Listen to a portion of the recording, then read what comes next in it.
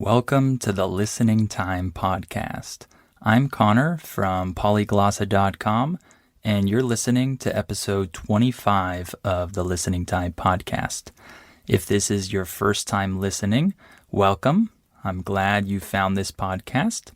This is designed for English learners who are trying to improve their listening skills.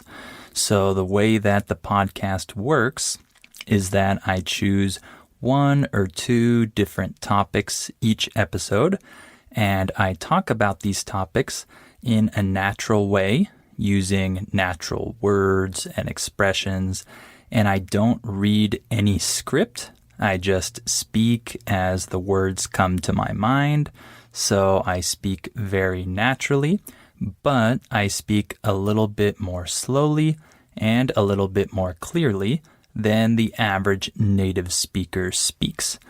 In this way, you're able to understand me more easily than you can understand the average native speaker.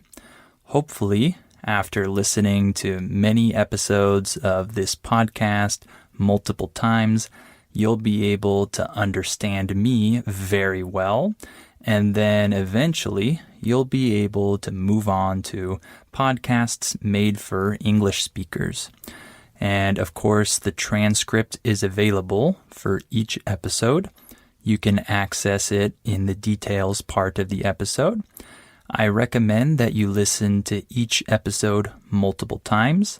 For example, maybe the first time without the transcript, and then the second time with the transcript to see all those words and phrases you missed the first time, and then maybe one more time without the transcript again to see if you can understand those words the third time around.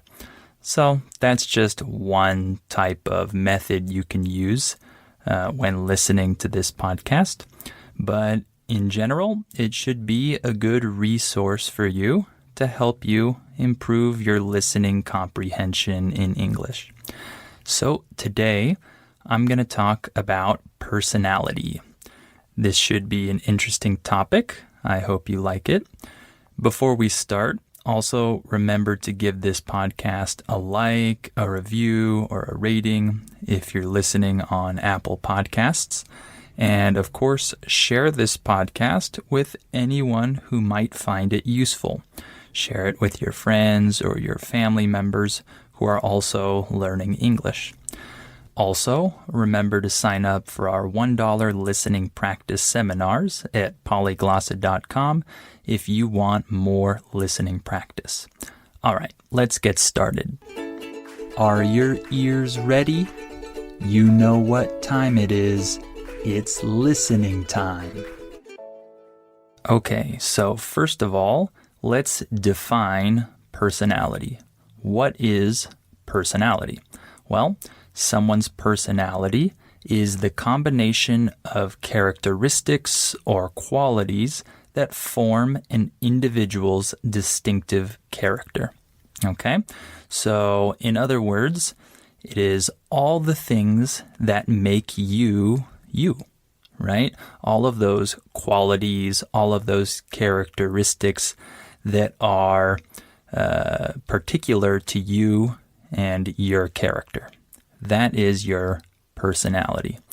So, of course, we all have unique personalities. No two people are exactly the same, right? We all have differences. They might be minor differences or they might be big differences. But of course, everyone has differences in their personality. And of course, this also means that we might prefer to be around certain people because we like their distinct personality, or we might not like being around certain people because we don't like their personality. So certain personalities go well with each other, and certain personalities clash. In English, when we use the word clash, we're saying that two things don't combine well. They don't go well together. For example, I could say to someone, the color of your shirt and the color of your pants clash. What I'm saying is these two colors don't match well. They don't combine well, right? They don't look good together. They clash. We also like to use the phrase culture clash when we're talking about two different cultures that might not go well together. There might be some conflicts between people because of their cultural differences. This is referred to as culture clash. So, returning back to the topic, certain personalities clash with each other. This means that not everyone will get along well. When we use the phrase get along, we're talking about how people interact with each other in a positive or a negative way.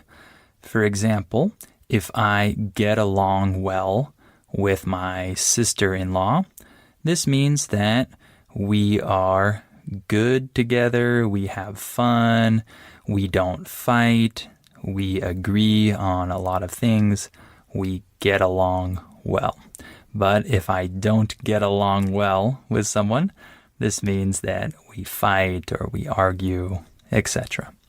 So certain personalities go well with other types of personalities, and certain personalities clash or don't get along well with other personalities. So some people think that our personality is shaped by our genetics, is shaped by just natural forces. People might think that a baby already has most of his or her personality in the early stages of their life. Other people might think that personality is something that we develop over the years of our life, and we're not born 100% with a specific type of personality, but it develops over time. I'm kind of in the middle. I think that personality has a lot to do with our genetics, but it also has a lot to do with how we're raised, right? We use the word raise in English to talk about parents bringing up their children. So, for example, I would say, I grew up in a small family, but I would say my parents raised me well, right? So I grow up, but my parents raise me. So I think that the way that parents raise their children can also play a big role in helping the child's personality develop. So I don't know exactly what the percentage is, but I think that both nature and nurture play a role in developing a personality. In English, we use the phrase nature and nurture, or nature versus nurture, to talk about two different ideas. The idea of nature means that we are born a certain way, right? It is natural for us to have a certain personality because we were born with that personality. That's just how we were made. And when we say nurture, we're talking about parents raising children. So if I say the parent nurtured her young, I'm talking about a parent raising her child and giving the child what he needs and providing for the child and giving the child love, etc. So that's what we mean when we say nature versus nurture. So let's talk about some personality traits, okay? So one of the big distinctions between personalities is extroversion versus introversion. So some people are extroverts and some people are introverts. An extrovert is someone who loves to socialize and they feed off of social situations. When we say that someone or something feeds off of something else, we're saying that this person or thing gets energy or life from that other thing. So an extrovert feeds off of social situations. They get energy and life from these situations. They love these types of environments. These types of situations are very natural for extroverts. They like being in social situations. They like talking and interacting a lot. However, other people are introverts. An introvert is someone who maybe they like talking, maybe they don't, but the key is that they don't feed off of these social situations, these social interactions. They don't necessarily thrive in these situations. In English, when we use the word thrive, we're saying that someone does really well in a certain situation. So if I say that I thrive in group settings, this means that I do really well in group settings. I'm really good in this type of scenario. So introverts don't thrive in social settings. They might be good speakers and they might not have trouble talking to other people, and they might actually like socializing, but usually afterwards, they feel like they need to be alone, right? After being in a social setting for a while, they might say, okay, I just want to go home and be by myself for a while, right? They actually like being alone. They like being in silence or by themselves. But an extrovert, on the other hand, always wants to have those types of social situations, right? They don't need a ton of alone time. So this is one of the big differences between people's personalities. I would say that I'm an introvert, but I'm an introvert who actually likes talking and socializing. So I like being around other people and I like talking to other people. And of course, I'm a teacher, so I like teaching other people. But at the end of the day, after socializing for a long time, I tend to feel exhausted. I tend to feel mentally drained. In English, when we say the word drained, we're saying that you feel like you have no more energy left. If I say, oh, I'm drained, I'm saying that, oh, I have no more energy left, right? I used all my energy. I'm drained. So after social situations, I tend to feel drained and I want to be alone for a little while. But then later on, I like to return and go back to social settings again. So this is why I would say that I'm an introvert, but I'm an introvert who actually likes talking. And so another big distinction between personalities is the type A versus type B personality. If you've never heard of this before, what this refers to is type A refers to people who are very organized. They're very manic, right? They stress out about many things. Their brain is constantly running and they're constantly planning things for the future. They're organizing their day really well. They have more anxiety about things, but they're also very conscientious people versus type B personalities. If you have a type B personality, This means that you're more easygoing, you're more laid back, right? When we say laid back, we're saying that you're not too stressed out or too anxious about things.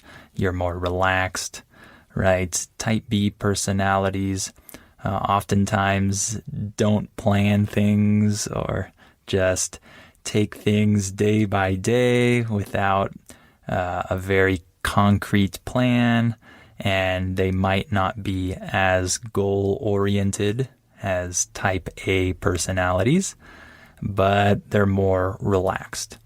So each type of personality, type A and type B, has its advantages and its negatives, right? I'm a type A personality. I'm very manic, right? I'm an anxious person. And so this is a negative thing in my opinion. I don't like having anxiety. I don't like that type of feeling. But the positive part about being a type A person is that you accomplish a lot of things and you're very goal-oriented and you're very organized and you can plan things very well. So this is the positive part. And in terms of type B personalities, the positive is that these people are very relaxed. They don't have as much stress. They're probably healthier, mentally speaking. But the negative is that they probably have a tougher time achieving goals because they don't plan out their day or their goals very well, or they just might not accomplish the things that they would accomplish if they were a type A personality. So I'm speaking in general terms, of course, but these are some of the advantages and disadvantages of each type of personality. Another distinction between personalities is that some people are open to new things and some people are more closed to new things. So if you're open to new things, you're probably excited to try new food and go to different places and do different activities. But if you're more closed to new things, you might feel more comfortable with your routine, with the same food that you normally eat. You're more comfortable not trying new hobbies or activities all the time. So, of course, this is another distinction between people's personalities, and there are positives and negatives associated with each type, of course. I would say that I'm somewhere in the middle. I'm open to a lot of new things, but with some other things, some other aspects of life, I'm very closed. So for me, it just depends on what subject we're talking about, really. Sometimes I'm very open, sometimes I'm not. Another difference between personalities is that some people are very independent and some people prefer to be in groups or prefer a more collective community. So people who are independent, they're usually the type of people who spend more time alone. They might try new things on their own or try to accomplish things without other people's help. They might do more difficult tasks that other people might not do because they're independent. They don't want to rely on other people. In English, when we say the word rely, we're saying depend. Rely and depend have the same meaning. So if I say I rely on my parents, I'm saying that I depend on my parents. So people who are independent don't rely on other people. So they tend to do difficult things alone without other people's help. Of course, this type of personality has positives and negatives, right? The positives are that these people don't have to depend on other people, and they can probably start things and finish things on their own and accomplish many things, and they can do new things. But the negative is that they might not have the same type of community, or they might not have as many people to depend on. And then people who are more group-oriented, these people probably don't want to try a ton of new things or difficult things on their own, right? They want to stay with the group and do the things that their group is doing. And so this type of personality also has positives and negatives. The positives are that these people probably have good relationships with other people. They probably have a good circle of friends or family members who they can rely on and who they can work with. So that's great. But the negative might be that these types of people always need to rely on other people in order to do things, or they might not be able to accomplish certain tasks on their own. So, of course, again, I'm speaking generally, but these are some of the positives and negatives that I can think of when I think about these personality types. And then one more distinction between personalities is that some people are very analytical and methodical, and they have that type of brain. And some people are more artistic and creative.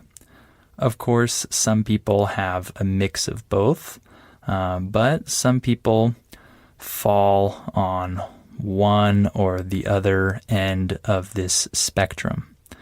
So in English, when we say the word spectrum, we're talking about a range of options. So when we're talking about politics, we usually use the phrase the left-right spectrum, right? He falls in the middle of the spectrum politically. This means that he's not on the left and he's not on the right. He's more in the middle of that range. So some people are on one side or the other side of this spectrum, either analytical or creative. I think that I'm more analytical. I'm not a super artistic person, as I've mentioned in previous episodes, but I have some creativity in me. I would consider myself creative, but not very artistic. But I would definitely consider myself analytical and methodical. So that's me. And then lastly, I just wanted to mention the idea that opposites attract. So when we say opposites attract, we're saying that people who have different personality types, people who have maybe even opposite personalities, oftentimes are attracted to each other. So in some cases, people might get married to other people who are very different from them. In my case, I married a woman who's very different from me. And so I believe that opposites can definitely attract. She and I have very different personalities, but we go well together. We combine well together as a couple. All right, well, I'll stop there for today. Hopefully this episode was interesting for you, and hopefully it was good practice for your listening comprehension. Remember that you have the transcript available in the details part of the episode. And of course, remember to sign up for our $1 listening practice seminars at polyglossa.com. And share this podcast with anyone else who might find it useful and help this podcast grow. Okay, thank you for listening to this episode, and I hope you'll come back for episode 26 of the Listening Time podcast.